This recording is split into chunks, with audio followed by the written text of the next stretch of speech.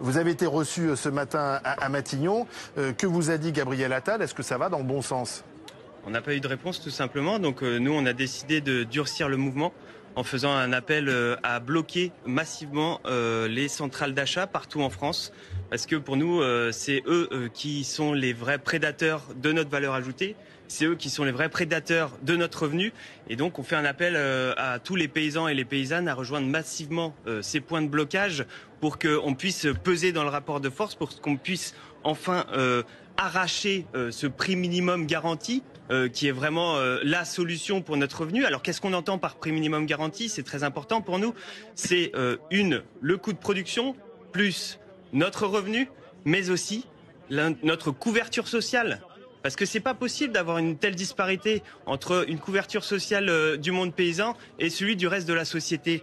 Qu'est-ce que c'est à chaque fois, on rogne toujours sur la cotisation et on s'étonne qu'on a des retraites de misère, qu'on n'a pas de droit au repos en cas d'accident du travail. Attendez, je finis là-dessus juste.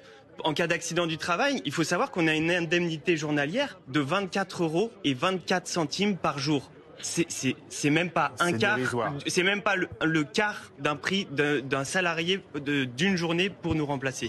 Donc ça, c'est pas possible. Mais je vois que vous avez une stratégie différente. Donc il y a trois stratégies. Il y a la FNSEA qui bloque les autoroutes, 8 autoroutes bloquées ce soir autour de Paris.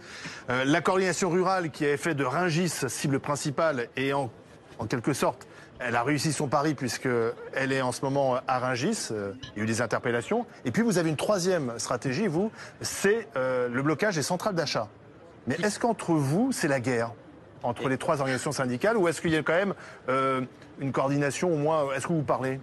Disons qu'on a une revendication qui est commune, qui est le revenu, il me semble. Et ça, il faut vraiment que ce soit ancré dans la tête de tous et toutes.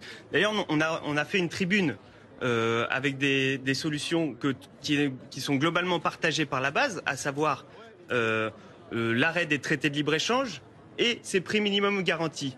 On a entendu ce matin Monsieur Arnaud Rousseau, président de la FNSEA, dire que les traités de libre-échange étaient en faveur de l'agriculture, que ça permettait l'exportation. Mais qu'il aille dire ça aux éleveurs et aux éleveuses qui galèrent, qui se retrouvent en concurrence sur le marché international avec des milliers de tonnes de viande bovine qui viennent de partout dans le monde. C'est complètement irresponsable. Qui bénéficient de la possibilité d'exporter.